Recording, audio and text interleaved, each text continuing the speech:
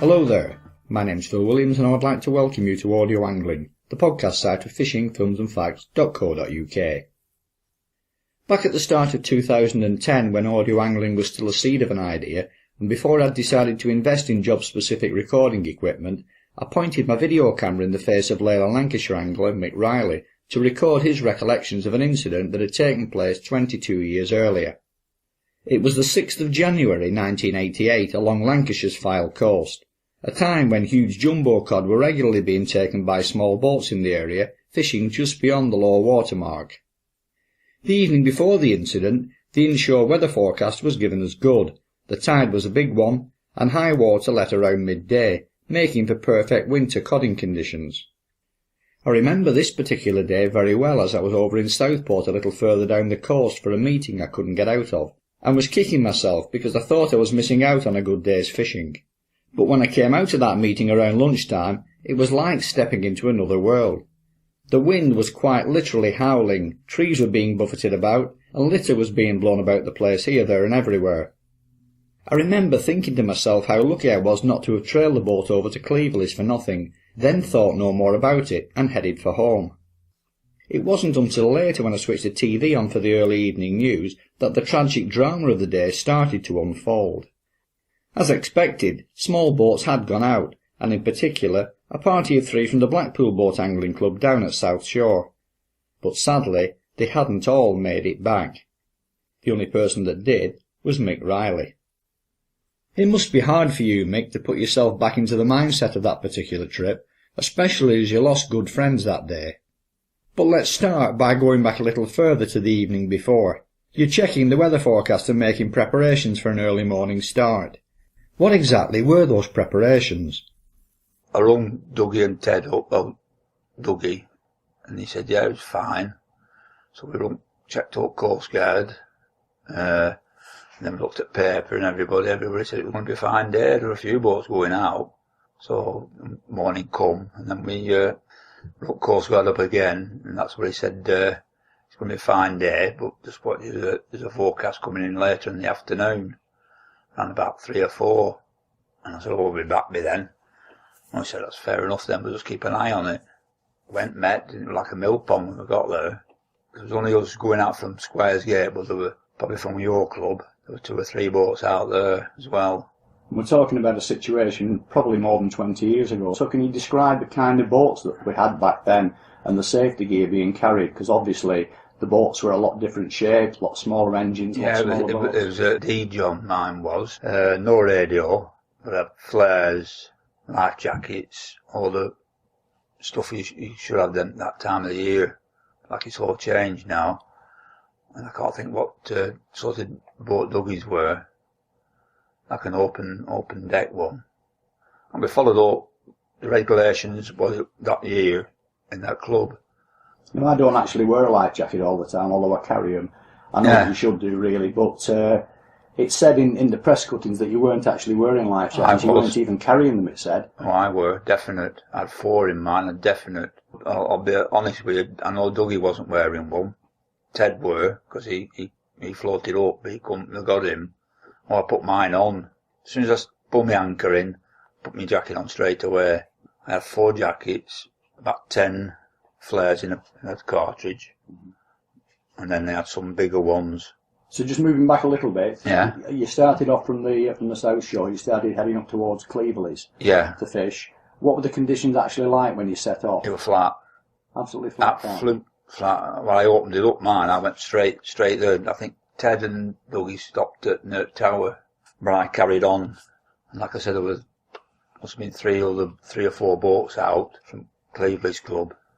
And you started fishing, and the fishing was going well? Oh, it was very well. I'll admit I had a good catch, but unfortunately I didn't get them home.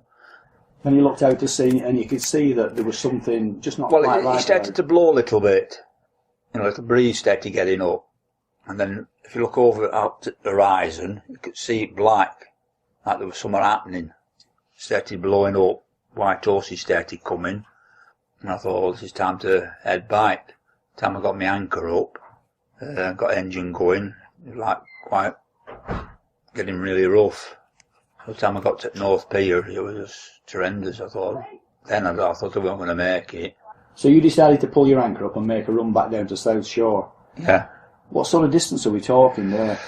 You're looking 2 or 3, 4 mile higher. What kind of distance off were you as well? Well, I won't say we're that far out. Probably half a mile. And the conditions were worsening all the time while you were travelling? Yeah, they were getting worse and worse, yeah. What kind of wind strength did it get up to? And I believe I've read things in the paper. 10. It said it get up to about between 9 and 10 it got to. That's what I heard. Yeah. And at what point did you decide it was going to be an emergency? Did you let some flares off? I did, yeah. Well, when I got near the tower, I won't get in North Pier. I won't get anywhere. And I thought, well, I'm not going to make it here. It's too far. You know, water were coming in, waves were coming over, and I thought, well, just let them go. So I think there was a taxi man saw them, and the man on a push bike, and people on the pier saw them. Well, I was crying at the time, and I just didn't know what to do. You know, to beach it, jump in and swim for it. I didn't want to, because I just knew I was going to drown at the time. Yeah. Well, I've been in situations, nervous situations like that, where I thought the boat's been going to go. It's a long, long time ago, and you get this. Well, I got this horrible feeling of weakness, like I didn't have any energy to do anything. No. Like if I'd have fallen in the water, I couldn't have saved myself anyway. No. But in January, like this was, freezing cold, you would have died of hypothermia. Oh, you would have done. You just drowned. It was tide. The waves were just going over you. That's what I was frightened of, just going into the water. I could swim, but not in that. No. You know, and then when I saw people on promenade and on pier, I thought, this is it. I'm definitely going to go here. It was a good little boat, but it wasn't big enough for the conditions I were in. But touch wood, it saved my life, that little boat. Yeah. You know? If you had a swam for it though, I mean, you wouldn't have made it anyway. Oh, no. I think, with the cold and that, but you would have been dashed against the wall. Well, How would you have got out? Well, you wouldn't have got out, would you? Because I was up at the other side of Central Pier, so water was up at the beach. That's why I was going to beach it at the tower. Mm-hmm. But I thought with them big waves, if I swung it round, I might have gone over the boat. Were you taking plenty of water? Yeah. Oh, I'll be honest with you, it was up to there, and it's going to sound funny this, but it wasn't at the time, but fish were swimming around the bottom of the boat. They were like, some good cod. Yeah. They were swimming on it, they were swimming at the bottom of the boat, because I just caught them and still alive. So what kind of size were the waves that were coming in? Oh, well, one covered all the boat at one stage, went over the top of me. I thought that was going to knock me over. So they're all coming over the side, and I was like, trying to steer the boat, and had a bucket trying to wash water over. That day, my youngest son, me, Paul, were going to come out with me. And I think if he'd have come with me, I don't think both of us have survived. Because I would have been more concerned him than trying to steer a boat. So there's some reason he couldn't come. We weren't so well, I can't remember now, but he were going to come that day with me. And I'm touch wood now, I'm glad he didn't. And what was the actual sequence of events when the Coast Guard came out? Well, it came out when inflatable ones, he said, will you be alright for another few minutes? There's another one following me. But there's some lads have gone over at Squire's Gate. And I said, yeah, go and get them.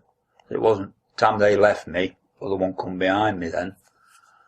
And he told me to leave my boat. So I threw anchor over. And then I jumped into their boat. And that's when they took me in then. You actually made it into the boat, did you? You didn't end up in the water? Well, half of me did. I was on edge. Right. And then I fell in. And then they dragged me in. And then, I sat in boat and I had my knee on the petrol pipe and engine started cutting out on dinghy. I bet you'd be thinking, here we go again. I thought, bloody hell, what's happening here? So the manager got me in, and that's when everything were going on. Dougie's boat was there. They got Ted in. Unfortunately, he died later in hospital. What was the feeling like when you actually got in the lifeboat? The feeling of relief? Oh, it was, because I said to her, be honest with me now, how long will have lasted? I said, half an hour at most. That's if you hadn't been washed against war. I was frightened. I was crying. I was like, this is it, my day's gone now, I'm no chance in this. wasn't a big boat, like, you know, you tell what a D-John, they're only small. Yeah, yeah. But it kept its strength, you know, it kept afloat. And I believe afterwards the press gave you a bit of a hard time as well. We've seen all the headlines of the Sea of Death, the man who cheated death, suicide sailors. Yeah. And what was all that about? Well, we just thought we'd done something silly, really. We shouldn't have gone out because of weather and all that lot. And they were outside here. And, well, I told them, I said, we've got everything right. We run Coast Guard up, morning, got the paper, watched the television. Like I said, there's other boats out besides us, so they weren't just us. I said, we did everything right. And as soon as it blew up, well, we started sailing back then. But like you said yourself, you would have gone out that morning if you hadn't been working. I definitely would, yeah. Yeah. You know, so, did you get the forecast? Not that morning because I knew I was working, but the previous night I looked at it and I was thinking, right, I'm going to miss this. Yeah, yeah. And looking back on the events, what would your thoughts be on anglers that skimp on safety gear, or don't wear life jackets, or don't carry safety gear? I think they're stupid.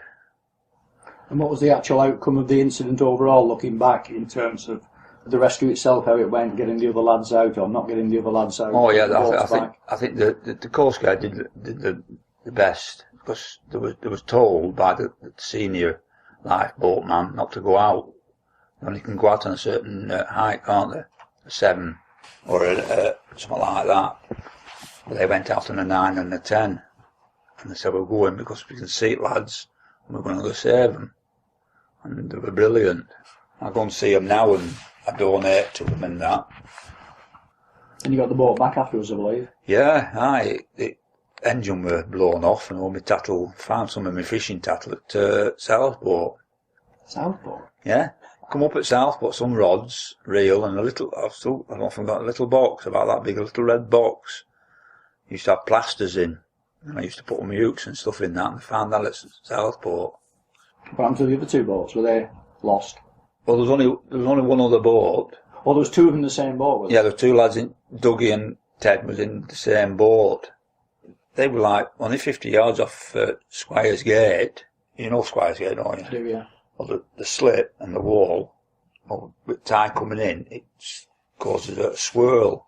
Right, yeah, right off the corner of the wall. Yeah, big swirl on waves. And they said if they'd gone a bit further up towards Southport and come in that way, they might have survived. Well, they spun it round, with waves going all way, which way another, it's knocked them over. And they think Dougie got knocked out, or he used to have a long stick on his engine at the front. They think he's been steering down and that's hit him, knocked him over. Like I said, he didn't have I was told he didn't have a life jacket on. I know Ted did. Was Ted the one that was got out of the water, but... He died later, yeah. Hypothermia he died of, and a heart attack, I think. He died later with 6 weeks, I think, when they found Dougie. Found him up at Cleveland's way, I think. So when I go to Blackpool, I always think about it. I always go into Coast Guard, see lads, you know, don't remember me. Since recording that interview with Mick, I've managed to track down the other key player in that incident, RNLI inshore lifeboat helmsman on the day, Phil Denham. A not to be missed opportunity then to get another take on the same story. It's March 2011 now, so a little over 23 years have gone by since the rescue in question. What can you remember about this particular incident? The first thing I remember of the incident was getting a call, being paged for the lifeboat crew from home. I lived in South Shore at the time, and it was an immediate call. We didn't know what the job was at that stage, but we all make our way to the lifeboat station as quickly as possible. That's what we did. On arrival, we could see that the wind had come out. Earlier in the morning, the wind had been offshore, and conditions were quite calm. But at this point, the wind had come out to the northwest, gale force. The seas were building. We get to the lifeboat station and find out what the incident was. At that point, we were told there was probably a number of small fishing boats in difficulties due to the weather conditions. After consultation with the station LOM, the lifeboat operations manager, we decided we could launch it. The conditions were reaching the upper limits for our D-class inshore lifeboats, but we decided we could get out there and do what we could, but probably not stay out there too long, because the conditions in the seas were just building all the time. From what Mick tells me, it was getting up towards high water by the time he was ready for letting off his flares. He obviously felt that he couldn't put the boat in anywhere, as the promenade is sea wall all along this stretch of the coast. That presumably would also present a lot of difficulties for yourselves. Had you and the rest of the crew any worries then regarding getting the boat in and away from the rollers and backwash along the edge of the wall? The first boat, Keith Horrocks, he launched in the first D-class lifeboat at the side of the lifeboat station then, near Central Pier. And that was a very difficult job, getting the boats away. We had launchers in the water up to the chest, holding the boats to warm the engines, and then away the first boat went. The idea at that time was to launch one boat from Central Pier, which had just gone, and I was to take the other boat and helm that from the South Shore, as we knew at least two of the boats. As I say, we still thought there were numerous boats at this time, but two have been sighted, and red flares have been sighted from these boats in the South Shore area.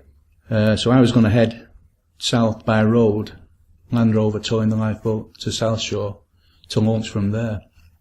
That's what we started to do, and as we got round the Manchester Square area, a red flare was sighted west of Manchester Square.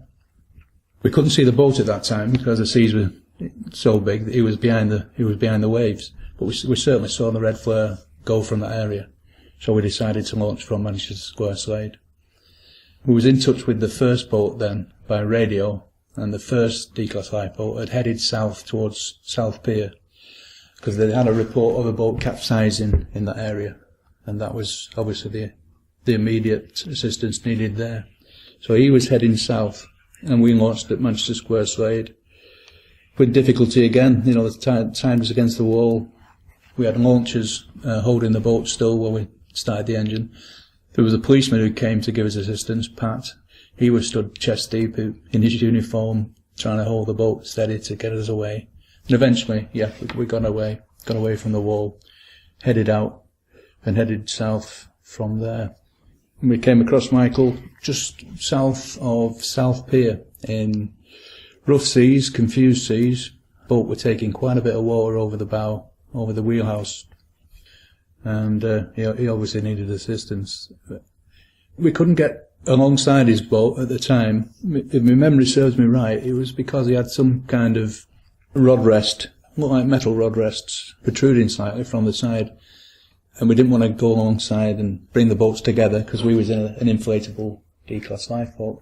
So he threw his anchor out, which gave us a little bit more stability. It held his little fishing boat head to sea for a while, giving us a chance to come within a metre or so of his gunnels, and he jumped into the lifeboat. Well, he jumped into the life. Most of him came into the lifeboat, but he was soon on board. Yeah. From there, we headed out to sea a little bit just to give ourselves some sea room.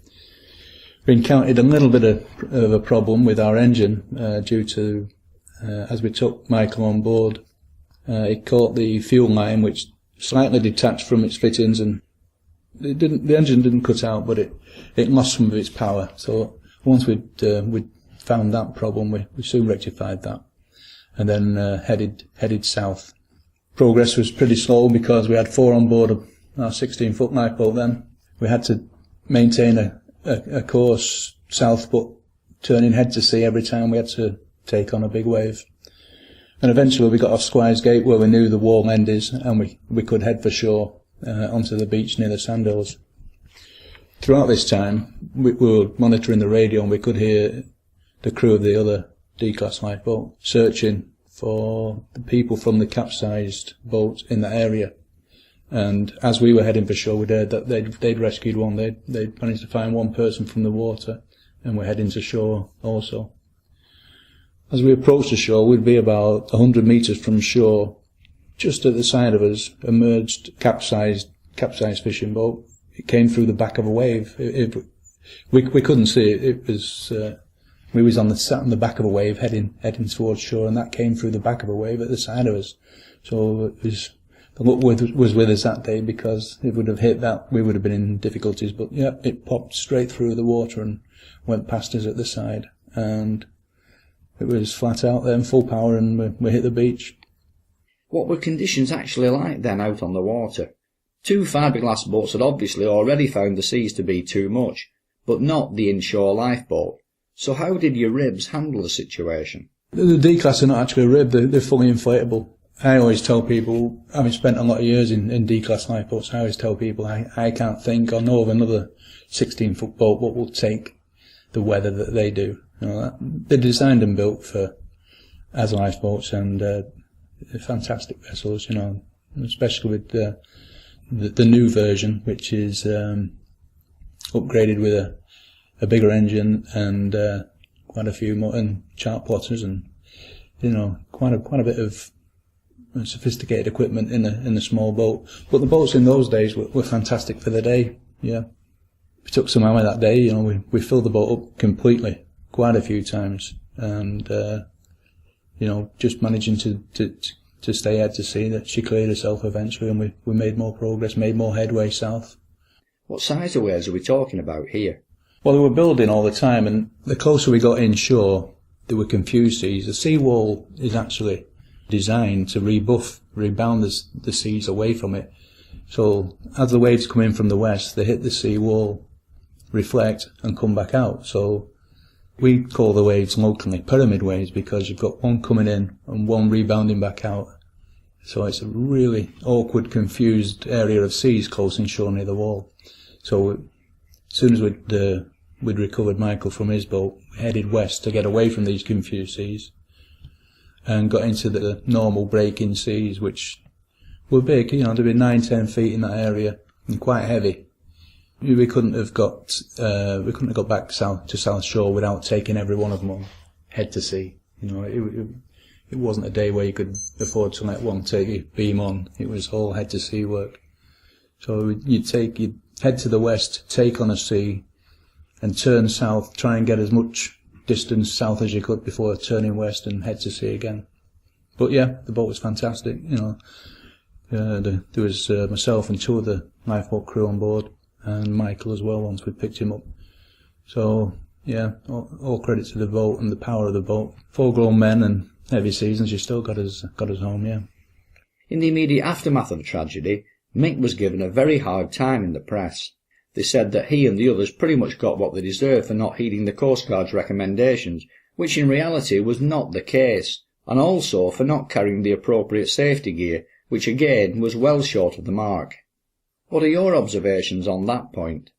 Well, he certainly didn't get a hard time from us or the lifeboat station or the RNLI. You know, we're here to do a job, and to the best of our ability, and that's it. You know, we don't make judgment on people. Certainly, if people request advice, we'll give them advice on equipment and expertise and so forth. But we're not here as judgment on people. And as I say, we didn't give him any hard time. And I didn't know much about that, to be honest. I heard a little bit. He did mention that people had rung up asking him questions, but I didn't know until you told me that he had people outside his door. I've got scanned copies of all Mick's press cuttings back home, headlines like "Suicide Sailors" and the like. A very clear case of the press not having researched the subject material properly. Or perhaps a real-life example of the old hack saying of never let the truth get in the way of a good story. But I don't think it was quite like that, was it? No, not to my knowledge. At the time, I think Michael mentioned that they'd been told it was safe to go out in the morning, and I don't know who from, and to look at the sea conditions on that morning, it was quite nice. It was light offshore breeze, no strong winds, and obviously from the east it's a calm sea close inshore. But the way the wind came out, it happens from time to time, but it's very unusual for the wind to come out from east to west and then northwest, and then from light breeze start blowing a severe 9 and 10. It's very, very unusual, but it happens. Having said that, I don't know the full situation, whether they up-anchored and headed for home right away, I don't know. But certainly that's what I would have done if the wind had come out that strong. Using this particular incident as an example of what can happen, Have you any advice you could direct towards small boat anglers to help them either avoid or get themselves out of a similar situation should one ever arise again? If you're going to sea, don't just get a forecast, get a weather report as well. A weather report is usually what the weather's doing at that moment in time, and then you can ask them what is the forecast. So you get a good idea of what's happening at that time and what's going to happen, what's going to develop. Obviously, that's the weather side of things. Not just the wind direction and strength. You want to know the sea conditions, and sea conditions can change in different areas, so you know the area you're going to or fishing round and about. And then the basic safety advice of equipment, tell people where you're going, when you're going to be coming back, what you're going to be doing, and have all the safety equipment on board, VHF radio, flares, life jackets. In the case of the club I belong to, and very likely most other small boat fishing clubs these days, we must have our safety gear sea-checked by the RNLI and made compliant every year, which is a service, as I understand it, that's open to individuals as well as organisations.